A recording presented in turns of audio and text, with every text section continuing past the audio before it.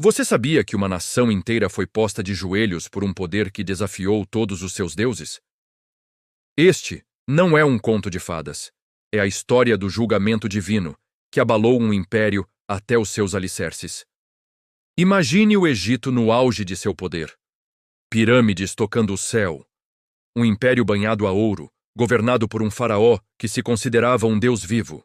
Mas nas sombras dessa glória, um povo sofria em silêncio, escravizado, com suas preces subindo aos céus como fumaça.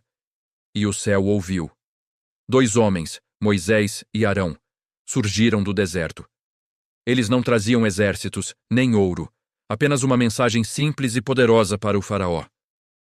Deixe meu povo ir. O faraó, em sua arrogância, riu. Quem era esse Deus dos escravos para desafiá-lo? Ele não sabia que sua zombaria estava prestes a desencadear a fúria dos céus. A primeira praga. Arão toca o cajado nas águas do majestoso rio Nilo, a fonte de vida do Egito. Diante dos olhos de todos, o rio se transforma em sangue. A água que saciava a sede agora fedia a morte. Os peixes flutuavam, mortos, e o povo egípcio cavava desesperadamente por água potável. Por 7 dias, o Egito bebeu o cálice do desespero, mas o coração do faraó permaneceu duro como pedra. Ele se recusou a ceder. Então veio a segunda praga. Uma maré viva e coachante de rãs emergiu do Nilo ensanguentado. Elas estavam por toda parte. Invadiram as casas, saltaram sobre as camas, misturaram-se à comida nos fornos. O som era ensurdecedor, a visão repugnante. O faraó, sufocado pela praga, chamou Moisés.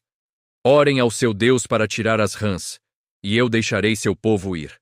Moisés orou, e as rãs morreram. Montanhas de carcaças apodreciam sob o sol, enchendo o ar com um fedor insuportável. Mas assim que o alívio chegou, o faraó traiu sua palavra. Seu coração se endureceu ainda mais. A teimosia do faraó convidou a terceira praga. Do pó da terra surgiram piolhos. Nuvens finas e irritantes que cobriam homens e animais. Os magos do Egito, que antes replicavam os milagres com suas artes obscuras, agora se viram impotentes. Coçando-se, humilhados, eles admitiram ao faraó: isto é o dedo de Deus. Mas nem mesmo o testemunho de seus próprios conselheiros moveu o coração do rei. A separação começou com a quarta praga. Enxames de moscas, densos como uma tempestade de areia, cobriram o Egito. Mas na terra de Gósen, onde viviam os hebreus, não havia uma única mosca. Era um sinal claro. O julgamento era para os egípcios e a proteção para o povo de Deus. O faraó tentou negociar, oferecer um meio-termo, mas Moisés foi firme. A liberdade não era negociável. E, novamente, o faraó voltou atrás em sua promessa. A mão de Deus pesou então sobre o que o Egito mais valorizava depois do Nilo: seu gado. A quinta praga foi uma peste terrível que dizimou os rebanhos egípcios. Cavalos, jumentos, camelos, bois, ovelhas, todos caíram mortos nos campos. Mas, novamente, em Gósen, nenhum animal dos israelitas foi tocado. A riqueza do Egito morria, mas o coração do faraó permanecia inflexível. A dor se tornou pessoal com a sexta praga. Moisés lançou cinzas ao ar, e elas se transformaram em úlceras e feridas purulentas que eclodiram na pele de cada egípcio, do servo ao sacerdote. A dor era excruciante, o sofrimento visível.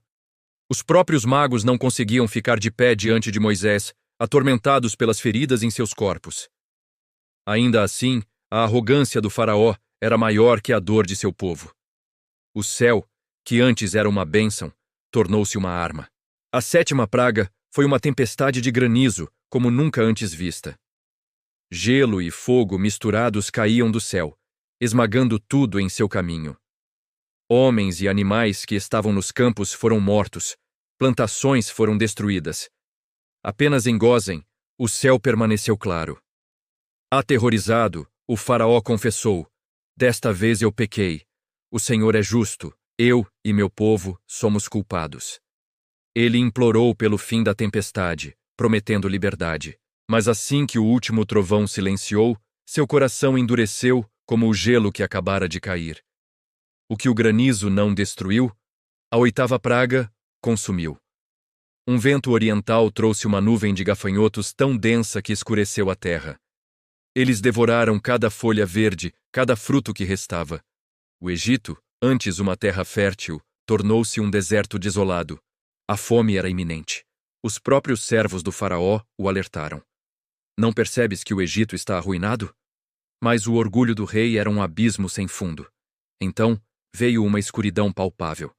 Por 3 dias, a 9ª praga envolveu o Egito em trevas tão profundas que ninguém podia ver o outro ou sair de onde estava. Era uma escuridão que podia ser sentida, um presságio da morte que se aproximava. Enquanto os egípcios estavam paralisados pelo medo no escuro, os israelitas tinham luz em suas casas. A separação entre a luz e as trevas, a vida e a morte, nunca foi tão clara. O faraó, enraivecido e humilhado, fez sua ameaça final a Moisés. Saia da minha presença. Se vir meu rosto novamente, você morrerá. Moisés respondeu calmamente. Como disseste, não verei mais o teu rosto. A noite da 10ª praga chegou, a mais terrível de todas. O anjo da morte passou sobre a terra do Egito. Em cada casa que não estava marcada com o sangue do cordeiro, nos umbrais das portas, o filho primogênito, do herdeiro do faraó, ao filho do prisioneiro no calabouço, morreu. Um grito agudo de angústia e dor ecoou por todo o Egito. Não havia uma casa egípcia onde não houvesse um morto. Naquela mesma noite, o coração de pedra do faraó finalmente se quebrou, quebrado pelo luto, pela perda de seu próprio filho e herdeiro. Ele chamou Moisés e Arão na escuridão e os expulsou. Saiam, saiam do meio do meu povo, vocês e os israelitas. Vão, adorem ao Senhor, como vocês pediram. Levem seus rebanhos e seus gados e vão. E abençoem-me também. O julgamento estava completo. Um império foi humilhado. Seus deuses foram silenciados e um povo, escravizado, caminhou para a liberdade. Não pela força da espada, mas pelo poder de um Deus que ouve o clamor dos oprimidos. Essa história nos mostra que nenhum poder terreno pode se opor ao poder divino. Ela nos lembra que o orgulho precede a queda e que a fé pode mover montanhas e dividir mares. Se essa jornada através do poder e da justiça de Deus tocou seu coração, saiba que há muito mais para descobrir. Inscreva-se no nosso canal para não perder as próximas histórias que, assim como esta, irão fortalecer sua fé e abrir seus olhos para as maravilhas que estão escritas. Toque no botão de inscrição e junte-se a nós nesta caminhada. Obrigado por assistir.